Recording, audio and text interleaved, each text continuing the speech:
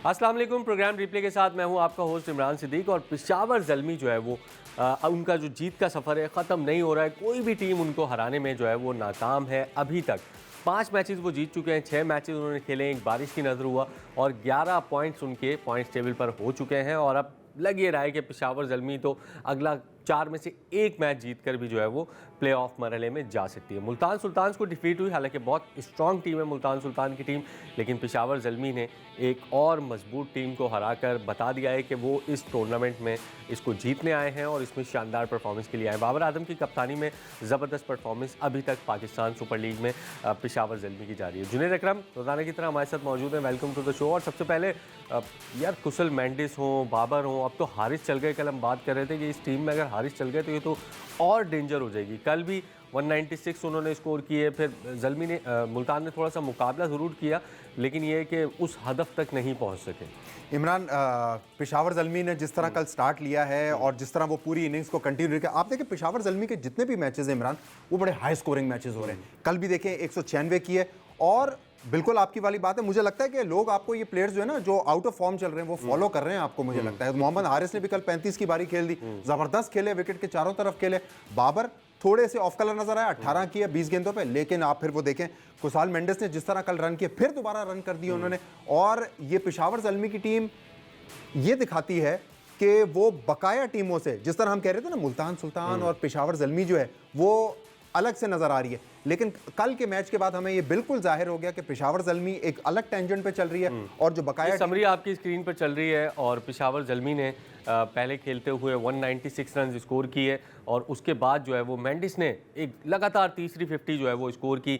40 गेंदों पर 68 रन उन्होंने स्कोर किए। मोहम्मद हारिस, जो कि हम कह रहे थे फॉर्म में नज़र नहीं आ रहे, वो फॉर्म में नज़र आ रहे हैं और अब 38 रन उन्होंने 17 गेंदों पर बनाए, ज़बरदस्त आगाज़ दिया।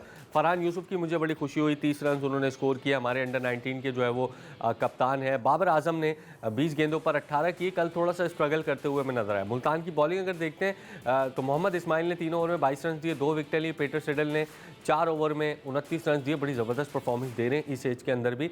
29 रन दिए, 2 विकेटें हासिल की। उसके अलावा मोहम्मद नवाज़ ने 3 ओवर में 38 रन दिए, वसीम जूनियर ने 3 ओवर में 41 रन दिए। मुल्तान सुल्तान की जब बारी आई, शान मसूद एक मरतबा फिर टॉप स्कोरर रहे उनके और 18 गेंदों पर 35 रन उन्होंने स्कोर किए। जॉर्ज फिलिपे ने 17 गेंदों पर 32 बनाए, स्मिथ ने 30 बनाए। ये जो इनको स्टार्ट मिले थे कन्वर्ट नहीं कर सके। 20 ओवर में मुल्तान सुल्तान की टीम जो है वो 172 रन जो है बनाने में कामयाब हुई और 24 रन से शिकस्त खा गई। सुफियान मुकीम एक शानदार बॉलिंग का मुजाहरा कर रहे हैं। लास्ट 4 मैचेस में आई थिंक 13 विकेटें वो हासिल कर चुके हैं। 4 ओवर्स में 30 रन उन्होंने दिए और 3 विकेटें उन्होंने हासिल की। नाहिद राना ने 2 विकेटें हासिल की, इफ्तिखार ने 2 विकेटें हासिल की और आमिर जमाल जो है उन्होंने 1 विकेट हासिल की। तो एक कंप्लीट परफॉर्मेंस आप इसको कह सकते हैं, चाहे बॉलर्स हों चाहे बैट्समैन हो, एवरीबडी चिप इन, मतलब जो बैट्समैन आ रहा है वो स्कोर कर रहा है, जो बॉलर आ रहा है वो कंट्रीब्यूट कर रहा है। तो एक बाबर आजम की कैप्टनसी में बड़ी जेल नज़र आ रही है ये टीम। इमरान, अगर हम एक तरफ देखें मुल्तान सुल्तान ने जब चेस करने लगे, पेशावर ज़ल्मी की जो परफॉर्मेंस थी वो एब्सोल्युटली ब्रिलियंट परफॉर्मेंस थी, क्लिनिकल परफॉर्मेंस थी। बल्लेबाजी हो, गेंदबाजी हो, फील्डिंग हो, बाबर आजम की कप्तानी हो, सब चीज़ें बिल्कुल शॉट्स में नजर आ रही है। लेकिन जो मुल्तान सुल्तान की टीम है, इंस्पाइट ऑफ हर किसी प्लेयर को स्टार्ट मिला, कोई भी उसको कैपिटलाइज नहीं कर सका और एंड में 20 ओवर में 172 सिर्फ कर सके। सो 24 रन से मैच हारना, मैं एक्सपेक्ट नहीं कर रहा था कि ये बहुत बड़ा वो होता है, बहुत बड़ा डिफरेंस होता है T20 क्रिकेट के अंदर। जब आपके सारे प्लेयर्स को स्टार्ट मिले, आप ये देखें साहिबजादा फरहान ने 17 किए, आप ये देखें स्टीव स्मिथ ने रन किए, जॉर्ज फिलिपे ने रन किए, शान मसूद कमाल की फॉर्म में नजर आ रहे हैं। शान मसूद को हमें क्रेडिट देना चाहिए कि वो PSL के 11वें एडिशन में भी बहुत अच्छा खेल रहे हैं और वो कंटिन्यूसली नॉक कर रहे हैं सेलेक्टर्स के दरवाजों पे कि मैं अवेलेबल हूँ फॉर बिकॉज मैं अग्रेसिव भी खेल रहा हूँ और मैं रन भी बना रहा हूँ विकेट के चारों तरफ। और आप देखें बहुत खूबसूरत लगते हैं, प्लीजिंग टू द आई लगते हैं। But coming back to Peshawar Zalmi's performance, outstanding performance, very well orchestrated. आप ये देख लें हर जगह जो है वो इनके प्लेयर्स जो हैं वो अच्छी बॉलिंग कर रहे हैं, अच्छी फील्डिंग कर रहे हैं, अच्छी वो कर रहे हैं। ये नजर आ रहा है कि एक बड़ा जबरदस्त किस्म का यूनिट है जो हंगरी है फॉर सक्सेस, जो हंगरी है PSL के 11वें एडिशन में ट्रॉफी उठाने के लिए। बिल्कुल। और इनका जो पेस अटैक लीड कर रहे थे वो थे नाहिद राना, बांग्लादेश के फास्ट बॉलर, मतलब क्या शानदार बॉलिंग कर रहे हैं, कंटिन्यूसली 140 से ऊपर बॉल कर रहे हैं। शुरीफुल इस्लाम तजर्बेकार, बहुत शानदार बॉलिंग कर रहे हैं। लेकिन बैड न्यूज़ ये है पेशावर ज़ल्मी के लिए कि दोनों बॉलर जो है वो अब चले गए हैं अपनी नेशनल ड्यूटी के ऊपर। अब जो पेशावर ज़ल्मी का नेक्स्ट मैचेस से जो अटैक होगा, यानी कल जो उनका मैच है कोयटा ग्लैडिएटर्स के खिलाफ, उसमें ज़ाहिर है अली रज़ा को उनको शायद खिलाना पड़े, सुभान को खिलाना पड़े और अपना जो लोकल टैलेंट है वो खिलाएंगे। तो हो सकता है कि मुश्किलात आए उनको, क्योंकि बहुत ज़बरदस्त परफॉर्मेंस थी इन दोनों बॉलर्स की। इमरान देखें, नाहिद राना और शरीफुल इस्लाम जो है वो दोनों जाते जाते स्टेटमेंट दे के गए कि देखें हम यहाँ से तो जा रहे हैं और आप हमें मिस ज़रूर करेंगे। नाहिद राना कंसिस्टेंटली बेहतरीन गेंदबाजी कर रहे हैं। कल भी उन्होंने 2 विकेट ली। शरीफुल इस्लाम कल विकेट नहीं ले सके, लेकिन वो इकोनॉमिकल थे, 4 ओवर में करीबन 27-28 रन उन्होंने दिया। नाहिद राना ने कल 2 विकेट्स भी ली। लेकिन अब देखें, अब इंपॉर्टेंट ये है कि PSL है तो पाकिस्तान सुपर लीग ना, हमें इस पे इन्हिसार नहीं करना चाहिए ओवरसीज साइनिंग्स के ऊपर।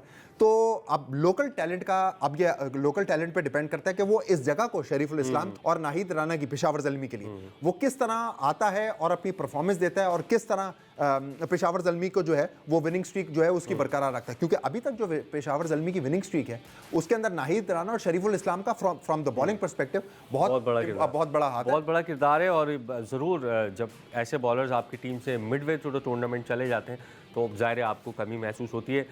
अली रज़ा और अब्दुल सुबान के ऊपर अब बहुत बड़ी जिम्मेदारी होगी कि वो किस तरीके से पेशावर ज़ल्मी के पेस अटैक को लीड करते हैं। प्रोग्राम में शामिल करते हैं ब्रेक के बाद वापस आकर बात करते हैं। प्रोग्राम में एक मरतबा फिर खुश आमदीद। तो पॉइंट्स टेबल पर भी नज़र डालेंगे। पेशावर ज़ल्मी की टीम जो है वो टॉप पे नज़र आ रही है। कल अगर मुल्तान सुल्तान्स की टीम जीत जाती तो वो आपको टॉप पे नज़र आती। 6 मैचेस पेशावर ज़ल्मी की टीम खेल चुकी है, 5 मैचेस जीती है, 1 नो रिजल्ट है, 11 पॉइंट्स तकरीबन अब उनकी जगह जो है वो प्ले ऑफ में नज़र आ रही है। मुल्तान सुल्तान 6 मैचेस खेले, 4 जीते हैं, 2 हारे हैं। इस्लामाबाद ने 6 मैचेस खेले, 3 जीते हैं, 2 हारे, 1 नो रिजल्ट है। कराची किंग्स की टीम जो कि शुरू के इब्तदाई 10-12 मैचेस में टॉप पोजीशन पर नज़र आ रही थी, अभी हमें 4 पोजीशन पर नज़र आ रही है। कराची किंग्स 5 मैचेस, 3 जीते हैं, 2 हारे हैं। कोयटा ग्लैडिएटर्स के 5 मैचेस हैं, 2 जीते हैं, 3 हारे हैं। हैदराबाद के जो है वो 6 में से 2 मैचेस वो जीत चुके हैं। लाहौर हमें 7वें नंबर पर सरप्राइजिंगली नज़र आ रही है, 5 में सिर्फ 2 मैचेस जीते हैं। रन रेट भी उनका ख़राब है क्योंकि 2 मरतबा 100 से कम स्कोर पर वो आउट हुए। रावलपिंडीज़ हमेशा से आखिरी पोजीशन पे हमें नज़र आ रही है जब से पाकिस्तान सुपर लीग जो है वो शुरू हुई है। हमें 7वें पे भी नज़र नहीं आई है अभी तक की टीम।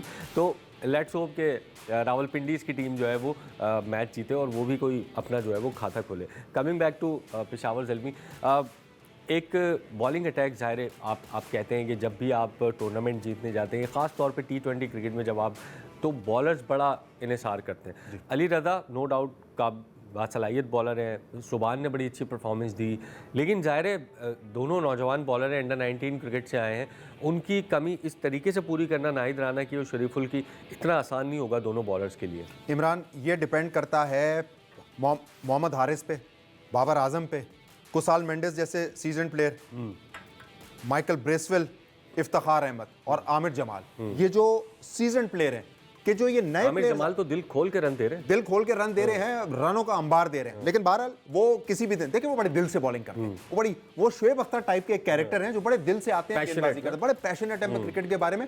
और पैशन में हमें ये नहीं भूलना चाहिए कि हम लाइन और लेंथ को ना भूलें, क्योंकि T20 में बहरहाल लाइन और लेंथ बहुत जरूरी है। देखिए, गॉन आर द डेज जब आप 150, 155, 145 पे बॉल करते थे और आपको जो है बैट्समैन बैकफुट पे आके डर के खेला करता था। अब तो आपको देखे 150, 155, 145, 148 के ऊपर आपको रिवर्स स्कूप और वो सारे वो लग रहे होते हैं। सो जिन प्लेयर्स के मैंने नाम लिए, ये सारे जितने भी सीजन प्लेयर्स हैं, इनकी जिम्मेदारी बनती है कि जो ये अंडर 19 से बच्चे आ रहे हैं, इनको एक अच्छा इन्वायरमेंट दें जिसमें ये सेटल हो सके। जब प्लेयर सेटल हो जाएगा, मेंटली भी कप्तान का कॉन्फिडेंस होगा, आप देखिएगा वो 19 साल का हो, 18 साल का हो या 32 साल का हो, उसकी परफॉर्मेंस एक्सेल करेगी। लेकिन जब कप्तान और सीनियर प्लेयर उसके ऊपर परफॉर्मेंस नहीं दिखाएंगे, देखिए इमरान, 1 मिनट के लिए मैं यहाँ पे आपसे वक्त मांगूंगा और दाद देनी चाहिए सरफराज अहमद को, जो हमारे पाकिस्तान टीम के, उन्होंने कितने यंग प्लेयर्स को मैनेज किया, उन्होंने कितने यंग प्लेयर्स को, बॉलर्स को कॉन्फिडेंस दिया। ठीक है, वो गुस्से में आते थे, बट एक पीपल्स मैन था, वो एक अपने प्लेयर्स के साथ खड़ा रहता था। आपको आज भी कप्तान बोलते हैं लोग उनको, आज भी कप्तान बोलते हैं, बिल्कुल कप्तान बोलते हैं, प्लेयर्स भी कप्तान ही बोलते हैं। देखिए सैफी भाई नहीं बोलते, क्यों ना बोलें, सैफी भाई तो उनको रिस्पेक्ट में बोलते हैं, लेकिन कप्तान उनको और रिस्पेक्ट में बोलते हैं कि जो उन्होंने प्लेयर्स के लिए किया। सैफी भाई इसलिए बोलते हैं कि एक बड़े और छोटे का वो, लेकिन कप्तान इसलिए बोलते हैं कि जो रिस्पेक्ट वो कमांड करते हैं आप देखें 2017 का जो हमारी चैंपियंस ट्रॉफी हो, इसके अलावा पाकिस्तान को T20 में नंबर 1 पे लेके जाना, उसके अलावा वनडे के अंदर पाकिस्तान की ज़बरदस्त किस्म की फतुहात। तो आपको याद है वो विकेट कीपिंग से बॉलिंग एंड पे जाया करते थे और बॉलर से जाके बात किया करते थे और उनको समझाया करते थे। हम कहते थे ये क्या लगा के रखा हुआ है, लेकिन नहीं, that was for the betterment of the player. Younger player जो भी होगा उसको जरूरत होगी इस तरह के मेंटोर्स की, और हमें इस वक्त पाकिस्तान टीम में भी और पीएसएल के अंदर भी मेंटोर्स की जरूरत है, क्योंकि बहुत बड़ी एक खेप आई है अंडर 19 से पीएसएल के अंदर। चाहे उसमें आप मल्टीपल किस्म के आप वो प्लेयर्स वो देख लें, बहुत किस्म के प्लेयर्स आए हैं। एक चीज़ जो बड़ी अच्छी लगी मुझे पेशावर ज़ल्मी की, सुफियान मुकीम यार, मतलब जहाँ जहाँ पे उसको मौका मिला है, ये मैं पीएसएल की बात नहीं कर रहा हूँ, नेशनल टीम में भी, डोमेस्टिक में भी, जहाँ जहाँ पे उसको मौका मिला है उसने ये प्रूव किया है कि मुझे T20 टीम से एटलीस्ट वाइट बॉल जो टीम्स हैं आपकी वनडे और T20 उससे बाहर रख के गलती की गई है और बार बार वो परफॉर्म कर रहे हैं। और इस पीएसएल में भी हर विकेट के ऊपर, ये नहीं हम कह रहे कि स्पिन विकेट के ऊपर, हर विकेट के ऊपर जहाँ जहाँ उनको मौका मिल रहा है, 3 विकेटें, 4 विकेटें, 2 विकेटें, 3 विकेटें, ज़बरदस्त परफॉर्मेंस दे रहे हैं। तो लगता है कि अब उनको परमानेंट हिस्सा बनाया जाएगा टीम का। कल भी 3 विकेट्स उन्होंने लिए। परमानेंट हिस्सा उस वक्त बनेगा कोई भी खिलाड़ी जब मैं एज अ कप्तान अपने मेंटल ब्लॉक जो मेरा एक है, जो मेरा एक ग्रुप है, उससे बाहर निकलूंगा। सुफियान मुकीम हो गए और कितने सारे प्लेयर्स हो गए जो आए गए। अल्टीमेटली क्या होगा, वो डिजेक्टेड फील करेंगे और वो जाके दूसरे ममालिक में लीग्स खेलेंगे और दूसरे ममालिक बहुत सारे जा चुके हैं। हमारे पास या हसन खान की एक प्राइम एग्जांपल है ना कि वो किस रीजन से जो है वो बाहर गए और आज एज एन ओवरसीज साइनिंग आए। मोहम्मद वसीम है, खुजैमा वो है यूएई की तरफ से वो खेल रहे हैं वहाँ पे। तो पाकिस्तान की टीम में ठीक है कंपटीशन है, Pakistan is a terrific cricketing playing nation, लेकिन आप मेरिट के ऊपर तो लोगों को लेके आए, यहाँ तो लोगों के करियर्स खत्म हो गए।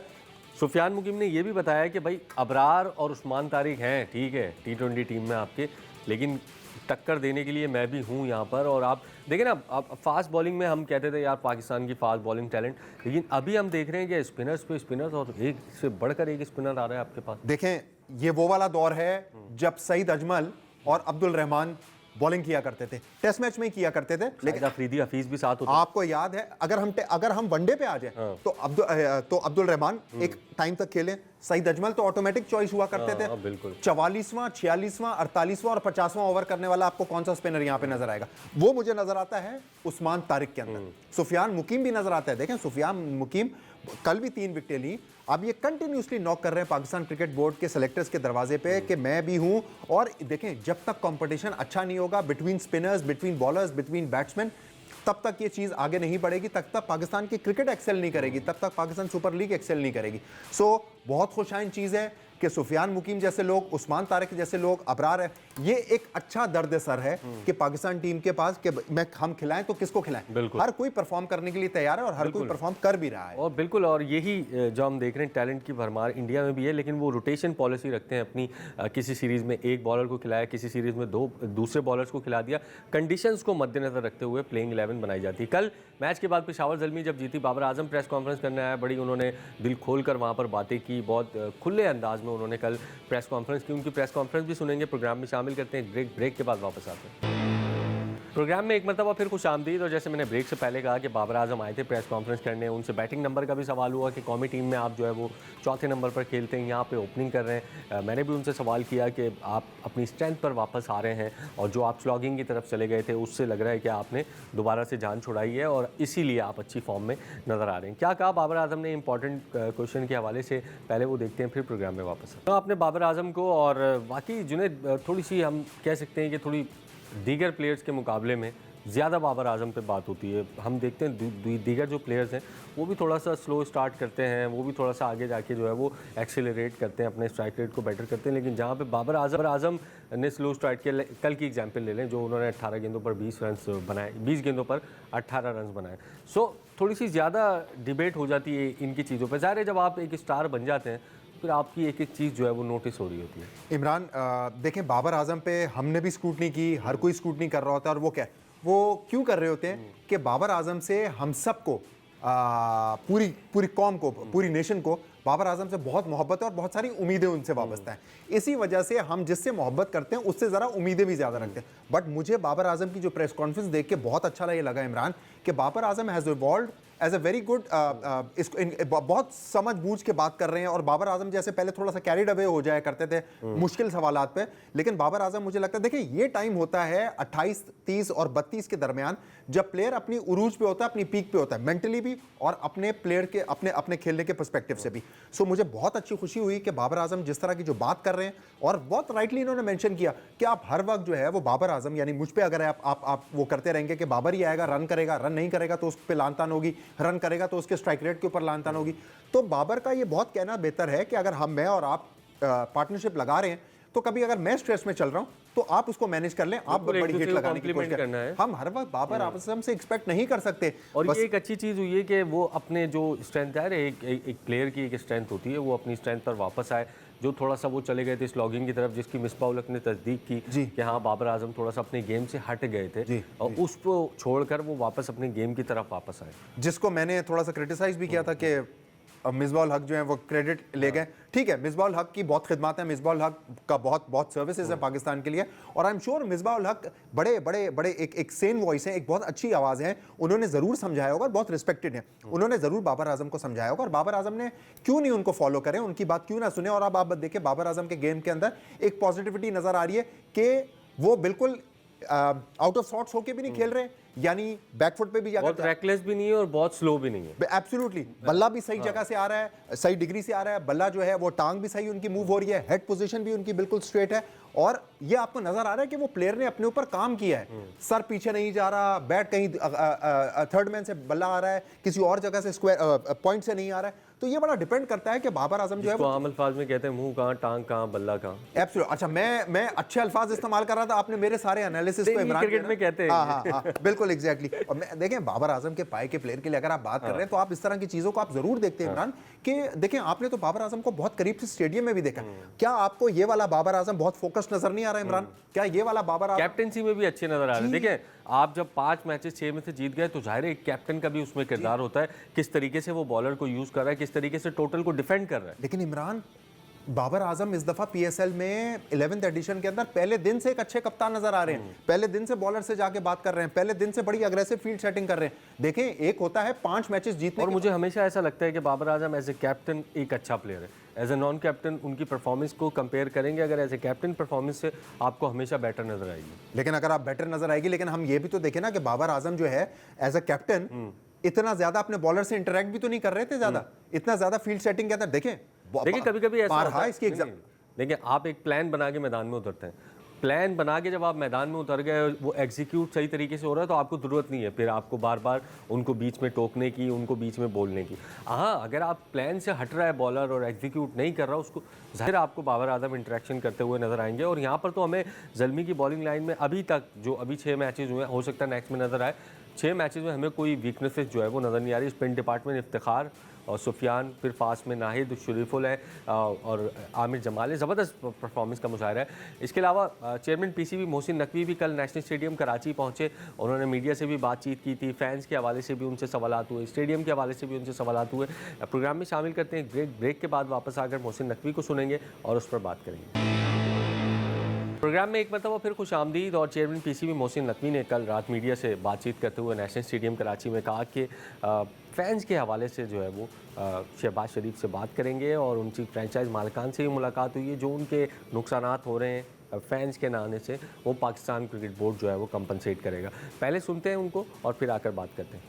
आज मेरी काफ़ी दिनों के बाद पीएसएल के टीम ओनर्स के साथ भी और टीम से भी मुलाकात हुई है, तो मैं कराची वालों ने भी काफ़ी सारे लोगों ने कहा है, तो मैं पीएम साहब से दोबारा अगले दिनों में मिल के रिक्वेस्ट करूँगा कि क्या पॉसिबिलिटीज़ हैं। लेकिन आपको देखना चाहिए कि एक तरफ दुनिया में क्या हालात हैं, ऑयल का क्या क्राइसिस है, तो उसको देख के कुछ दरमियाना फैसला करते हैं। बट मैं पीएम साहब से ज़रूर रिक्वेस्ट करूँगा इंशाल्लाह। हमारा स्टांस कुछ और है, उनके पेट्रोल पंप्स पे लाइनें लंबी हैं, वहाँ पे फ्यूल की शॉर्टेज है, अल्लाह का शुक्र है आपके मुल्क में नहीं है। और दूसरी बात यह है कि जो इस मुश्किल टाइम में अपने आप को थोड़ा रीऑर्गेनाइज कर लेता है, उसके लिए आसानी होती है हमेशा। नहीं, अभी बहुत सारी चीज़ें। बिल्कुल, मोहसिन नकवी को आपने सुना, और मुझे जो, मैं भी इस मीडिया टॉक में मौजूद था, मुझे जो उनकी बातें सुनकर लगा है वो ऐसा लगा है कि फ़ैन्स की वापसी के इम्कानात जो है वो बहुत ही कम है। हो सकता है क्वालिफायर में, एलिमिनेटर में, फाइनल में 2-3 मैचेस में आपको नज़र आ जाए। इसके अलावा इम्कान जो है वो बहुत कम नज़र आ रहा है, क्योंकि उन्होंने कहा हालात जो है वो मुश्किल हैं, लेकिन फिर भी वो वज़ीर आज़म से बात करेंगे। तो लग नहीं रहा कि इस PSL में तो फैंस की वापसी होगी। इमरान, अमूमन मोहसिन नकवी साहब के जो बॉडी लैंग्वेज होती है वो बड़ी पॉजिटिव होती है जब वो किसी भी चीज़ पे बात कर रहे होते हैं। एब्सोल्युटली कोई भी चीज़ वो करें वो बिल्कुल अपने 100% दिल से करते हैं, और उन्होंने आई एम श्योर वज़ीर आज़म साहब और अच्छी बात ये है कि बता देते हैं। बिल्कुल मैंने बहुत सारे चेयरमैन को कवर किया है। जी। वो कहते हैं हम स्टेडियम को यूं कर देंगे, क्रिकेट को यूं कर देंगे, होता कुछ नहीं है। ये वही बात कर रहे हैं अभी तक जो मैंने देखा है, जो वो कर सकते हैं। इमरान, आप ये देखें कि मोहसिन नकवी साहब इंटीरियर मिनिस्टर का पोर्टफोलियो, मोहसिन नकवी साहब पाकिस्तान क्रिकेट बोर्ड के चेयरमैन का पोर्टफोलियो, मोहसिन नकवी साहब एशियन क्रिकेट काउंसिल के सदर का पोर्टफोलियो संभाल रहे हैं। कितना प्रेशर इनके ऊपर का, उसके बावजूद माशाल्लाह इनके चेहरे पे नंबर 1 एक मुस्कुराहट रहती है। अल्लाह करे ये मुस्कुराहट हमेशा वो रहे। लेकिन अगर मोहसिन नकवी साहब ने कहा है कि मैं वज़ीर आज़म साहब से बात करूंगा, तो ये मैं आपको यहाँ पे लिख के देता, तो आप अपने पास रख लीजिएगा, ये ज़रूर बात करेंगे, and he will go all out to convince the honourable prime minister of Pakistan. Yes, situation थोड़ी सी मुख्तलिफ है, लेकिन इस वक्त ओवरऑल जो खित्ते में एक सिचुएशन चल रही है जिसमें पाकिस्तान का बहुत एक अच्छा और बहुत अजीम रोल है जो हमेशा याद रखा जाएगा।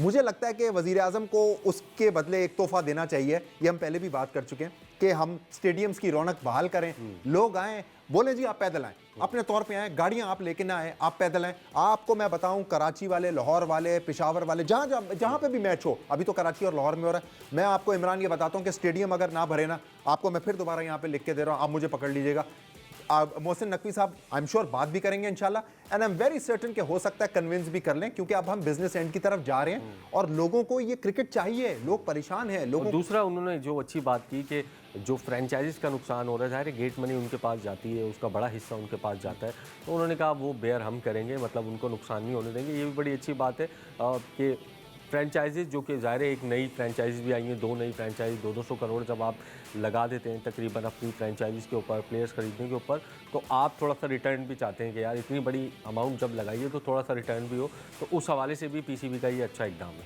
इमरान, हैदराबाद किंग्समैन और रावलपिंडीज के लिए तो ये हुआ है कि सर मुंडवाते ही ओले पड़ गए कि पहले ही दफ़ा आए हैं, ना गेट मनी मिल रही है, मैचेस भी हार रहे हैं, लेकिन अल्लाह का बहुत शुक्र है कि हैदराबाद किंग्समैन ने थोड़ी बेहतरी दिखानी शुरू की, और जैसे कल हमने टिप किया था, ये ना कह दें कि इनके आने से ही हुआ ये। नहीं, ऐसी बात नहीं है। वो देखें, उस वक्त वो हालात वैसे भी चल रहे थे, जंग वैसे भी स्टार्ट थी, ये जो मिडिल ईस्ट में ये जो हो रहा है वो वैसे भी स्टार्ट थी, लेकिन इमरान इसमें क्रेडिट देना चाहिए 8 फ्रेंचाइज ओनर्स को कि जिस तरह उन्होंने, जिस ज़बरदस्त तरीके से वो PCB के साथ, Pakistan super league as a brand के साथ वो खड़े रहे। उन्होंने अभी तक किसी का भी जो है कोई ऐसा बेटर बयान नहीं आया कि हम पाकिस्तान क्रिकेट बोर्ड से जो है वो मुतालबा करते हैं इस तरह का। ठीक है, ऑन एंड ऑफ कुछ होता रहता है कि आप प्लीज़ कंसिडर कर लें, आप प्लीज़ बात कर लें, but I have not seen any bitter tweet or any bitter messaging from the owners of the cricket from these franchises कि वो आएँ और वो करें, क्योंकि सबको कॉन्फिडेंस है मोहसिन नकवी साहब के ऊपर